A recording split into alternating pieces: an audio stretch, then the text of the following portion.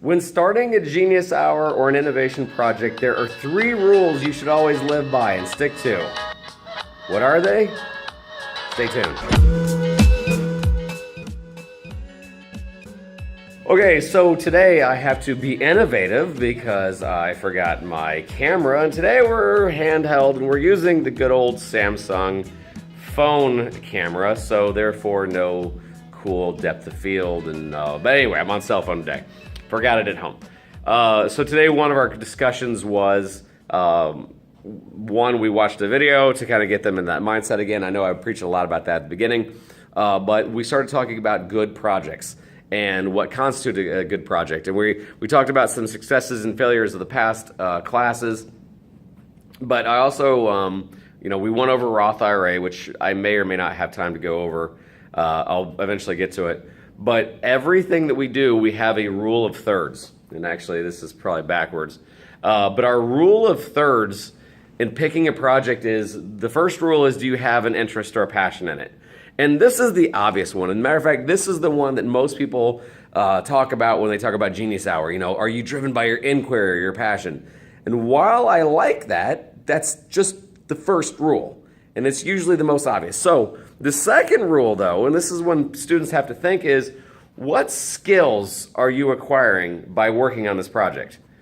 If you aren't acquiring any skills and you're just doing it for the sake of doing it, then it's not necessarily a good project. So if somebody says, if they say, I want to code an app, what skills are you doing? That's pretty obvious. It's really obvious.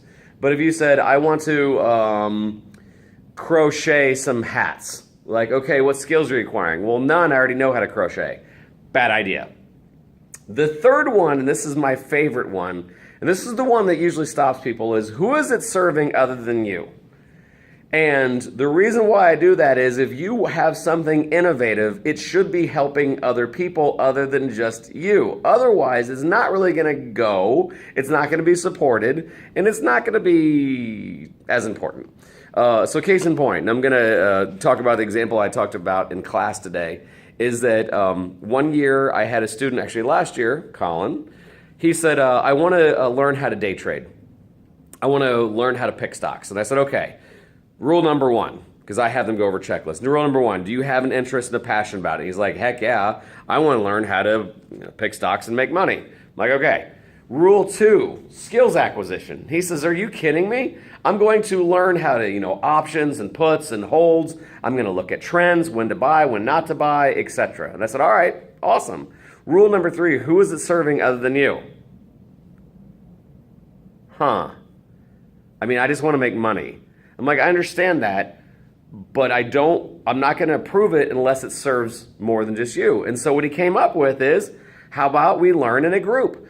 Maybe I should start a stock club in our accelerated, like in our academic lab time, right? So we have club time here. Maybe one of our clubs is, how to invest. And so that figured out all 3 areas. So again, the rule of thirds is, do you have a passion and interest? That's the most obvious one. Start there. Number 2, what skills are you deliberately going to acquire by working on this project? And 3, who is it serving other than you? That's all I've got today. I appreciate it. If you have any comments, please make sure you list them below. But most importantly, from the bottom of my heart, if you have the ability to tag some teachers that are trying Genius Hour now, please let them know. I want to be able to help and be a resource. It's always a difficult thing to get through in that first year, especially. We can kind of help each other through the community here on Facebook. If you're watching this on YouTube, we also have these exact same videos on our Facebook page and have a kind of a really good opportunity to collaborate back and forth. That's facebook.com/StartEdUp. Other than that, that's all I have. This is Don Retrick reminding you that next time, tomorrow, I'll remember my camera, and that opportunities are everywhere. We will see you tomorrow.